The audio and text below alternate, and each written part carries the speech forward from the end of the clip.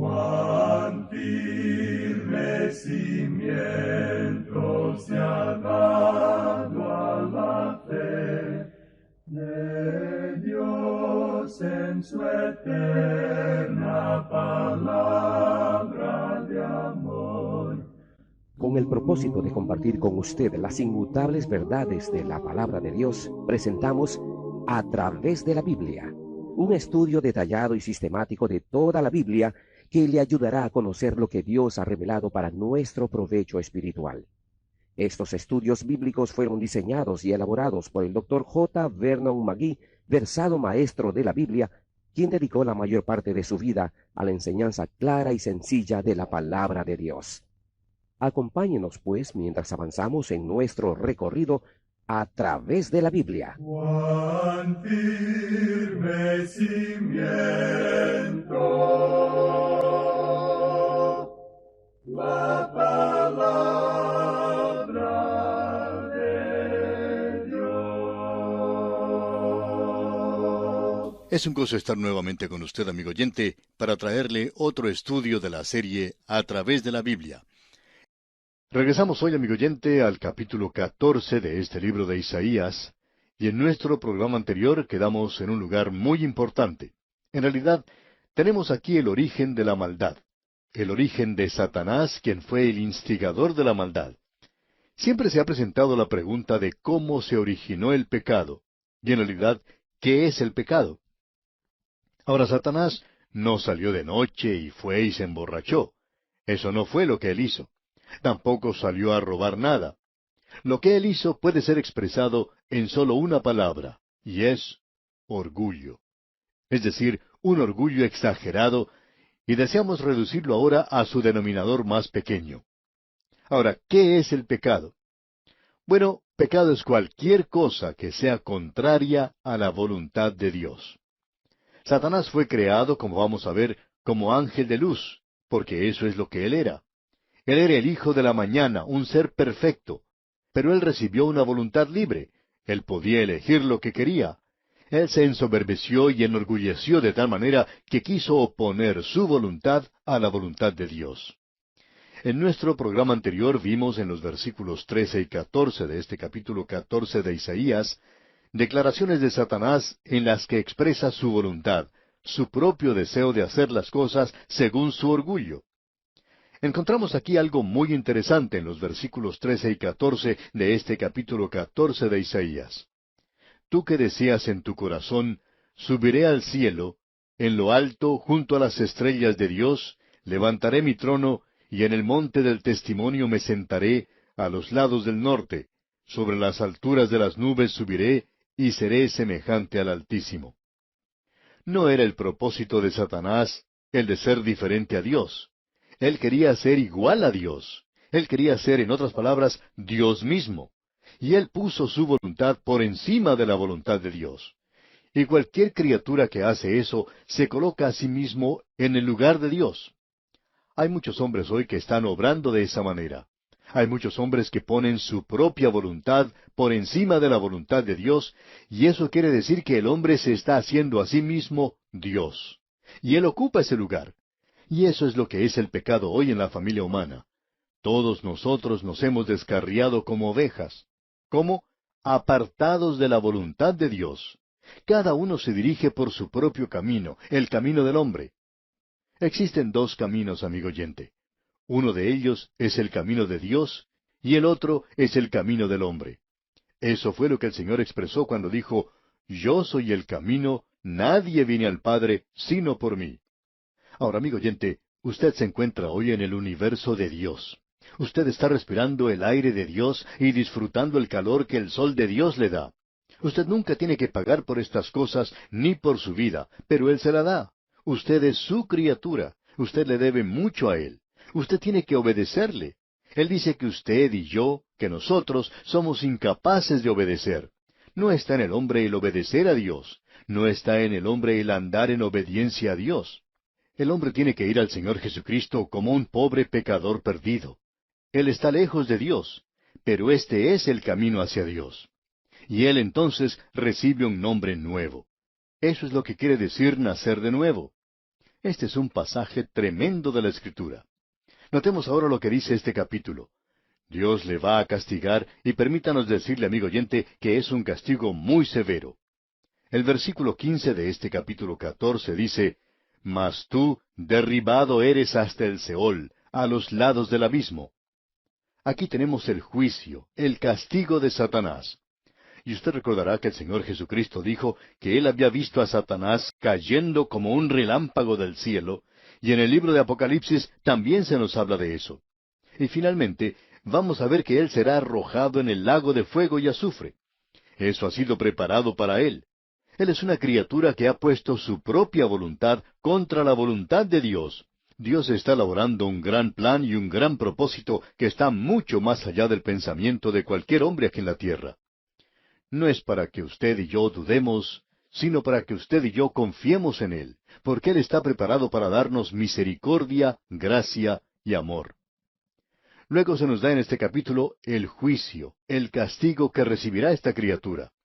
Él dice aquí que Babilonia iba a ser controlada por Satanás. Usted recordará que Satanás le ofreció al Señor Jesucristo los reinos de este mundo.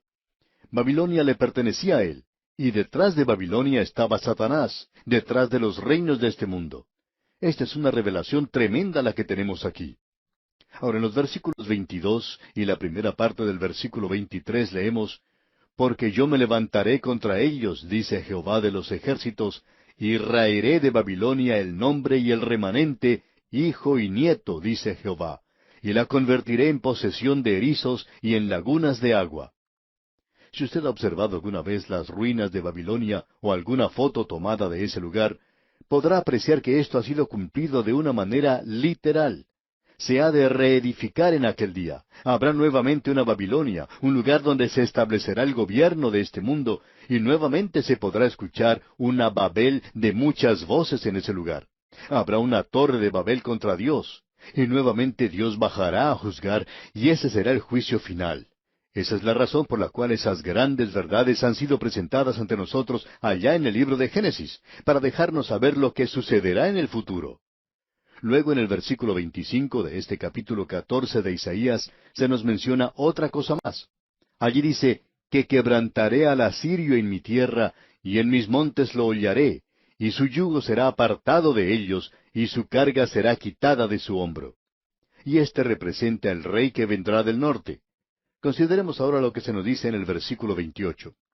En el año que murió el rey Acaz, fue esta profecía. Aquí tenemos la segunda carga. Babilonia fue la primera. La segunda tuvo lugar en el año que murió el rey Acaz. Fue pronunciada a causa de la muerte del rey Acaz. Él había reinado por 16 años. Él había sido un rey muy malo, y por supuesto, la gente pensaba que le seguiría otro rey malo. Pero se encontraban muy felices de haberse librado por fin de Acaz. Siempre existe una tenue posibilidad de que el próximo sea un buen rey. De paso, digamos que ellos tuvieron un buen rey. Ya veremos eso al leer más adelante en este libro de Isaías. Ahora el versículo 29 dice, No te alegres tú, Filistea toda, por haberse quebrado la vara del que te hería, porque de la raíz de la culebra saldrá áspid, y su fruto serpiente voladora. Después del rey Acaz vinieron dos reyes que eran buenos, pero hablando francamente, los peores reyes vendrían después. Por tanto, es necesario comprender que el gobierno del hombre no va a traer ningún progreso en este mundo. En nuestros países tenemos la oportunidad de elegir a nuestros presidentes, y hay veces en que opinamos que con el cambiar del presidente o el cambiar de partido político, esto puede producir progreso. Sin embargo, no es así. Y la gente en aquel día pensaban que las cosas iban a resultar bien. Pero leemos, No te alegres tú, Filistea toda. Porque aunque ha muerto el rey Acaz, las cosas no van a cambiar ni van a ser mejores. Ahora, antes de que lleguen las bendiciones del reino, tendrá lugar un castigo severo de parte de Dios. Él está mirando hacia el futuro cuando llegará el anticristo, y entonces llegará el período de la gran tribulación. Hay aquellos que creen que esto no es una carga demasiado grande. En realidad es difícil creer que lo sea. Sin embargo, lo es, amigo oyente. Ahora, el nombre Palestina es algo interesante. En realidad se refiere a aquellos que le dieron el nombre a esa tierra. Los que le dieron su nombre a esa tierra fueron los filisteos. Ellos habían llegado por la costa saliendo de Egipto. Ellos se habían introducido en esa tierra. Ya estaban en ese lugar cuando llegó Israel allí, y aparentemente no estaban allí en los días de Abraham, porque en ese entonces estaba el cananeo ocupando esa tierra. Pero cuando ellos regresaron después de 400 años, los filisteos habían entrado a esa tierra. Cuando estudiemos los libros de Sofonías y Zacarías, veremos que había profecías específicas contra el país filisteo. Ascalón es mencionada, así como también Asdod, y había profecías específicas en cuanto a ellas, y deberían ser destruidas, y eso fue cumplido literalmente. Bien, llegamos ahora al capítulo 15 de Isaías, y a la tercera profecía o carga, la carga de Moab. Este es un capítulo bastante breve, pero tenemos ante nosotros dos capítulos que tratan de la profecía contra Moab. Esto puede parecer muy extraño. Tenemos solamente dos capítulos sobre Babilonia, y Babilonia fue el primer gran poder mundial. A nosotros nos parece que Moab hoy es algo muy insignificante. No pensamos que ellos eran muy importantes. Pero en los días de Isaías, y en realidad en el tiempo de David, esta tierra era algo muy importante y un gran reino. Los antecedentes de Moab eran sencillamente los siguientes. Tenemos aquí la carga o profecía de Moab, y lo que aquí se nos presenta es una destrucción repentina de esa tierra. Y ellos tienen una historia bastante interesante, digamos de paso. Tiene sus comienzos en la época de Lot. Llegaron a existir cuando Moab era un hijo de Lot mediante su relación incestuosa con su hija mayor. El hijo ilegítimo de este asunto tan sórdido llegó a ser el padre de los moabitas. Esta gente llegó a ser un enemigo inveterado y persistente de la nación de Israel. El rey de Moab, Balac, contrató al profeta Balaam para que maldijera al pueblo de Israel, porque él les temía cuando pasaban a través de la tierra de Moab. Luego también tenemos una historia muy hermosa. El pequeño libro de Ruth lleva el nombre de una mujer de Moab. Esa joven de Moab era una persona maravillosa en realidad. David era parte moabita porque él procedía de esa tierra ya que él descendía de Booz y Ruth. Y David llevó a su padre a Moab cuando Saúl lo estaba persiguiendo. Ellos tenían parientes en esta tierra. Y luego esta gente finalmente llegó a convertirse en enemigos del pueblo de Dios. Ahora, ¿quiénes son los moabitas modernos?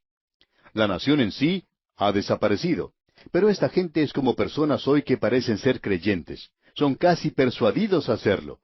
Tal como la historia que leemos en cuanto a Félix y Festo, y el testimonio de Pablo ante el rey Agripa, quien dijo, «Por poco me persuades a ser cristiano». Estos no estaban muy lejos del reino, pero nunca llegaron a él. Eran nada más que vecinos. En realidad, hoy esa tierra forma parte del reino hachemita del Jordán.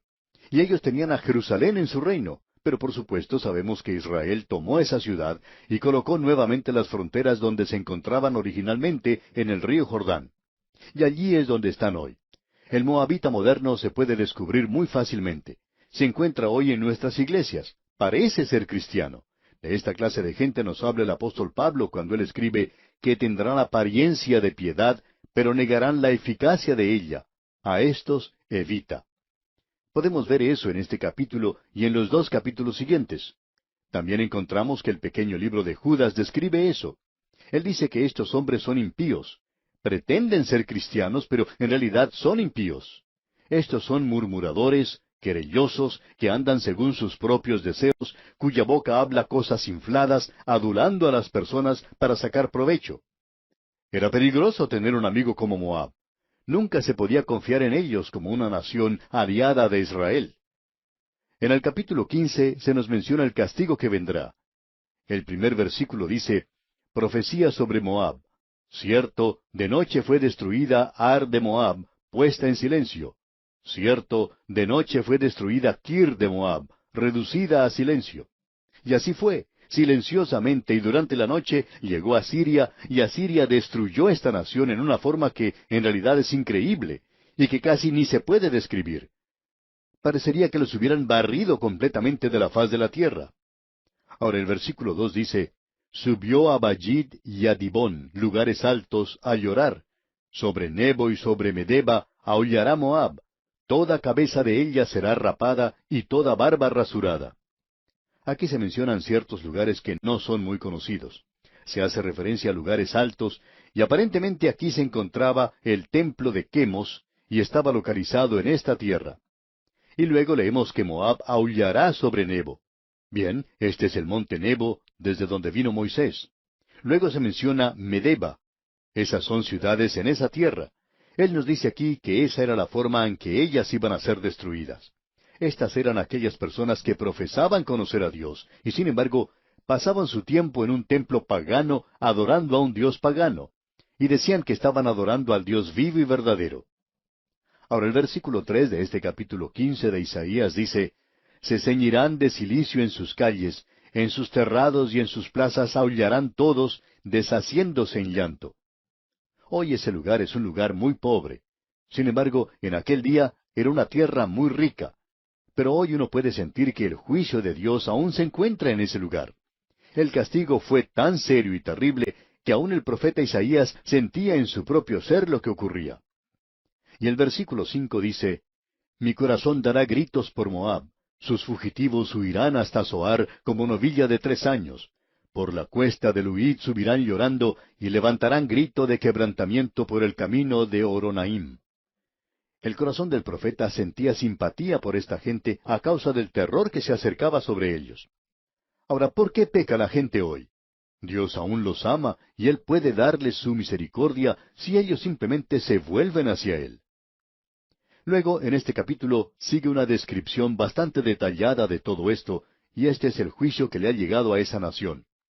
Y ha sido cumplido literalmente. Continuamos con esta profecía o carga en el capítulo 16.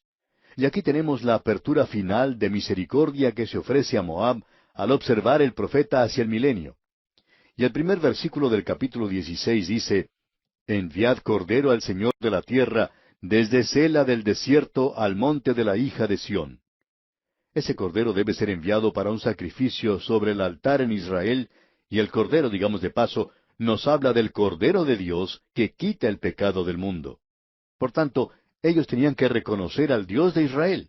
Sin embargo, ellos no hicieron eso. Y en el versículo 2 de este capítulo 16 leemos, y cual ave espantada que huye de su nido, así serán las hijas de Moab en los vados de Arnón. Ese río es un río muy pequeño, pero aún así ellos no lo pudieron cruzar cuando trataban de escapar de los asirios. Y el enemigo los alcanzó allí. Luego el profeta mira hacia el futuro y usted puede apreciar los últimos días que tenemos ante nosotros. Y el versículo 5 dice, y se dispondrá el trono en misericordia, y sobre él se sentará firmemente en el tabernáculo de David. Ahora Jacobo menciona esto en el capítulo 15 de los Hechos de los Apóstoles, donde leemos, después de esto volveré y reedificaré el tabernáculo de David que está caído, y repararé sus ruinas, y lo volveré a levantar. De eso es que Isaías nos está hablando. Hace un momento hablábamos de que el orgullo fue la causa de su caída.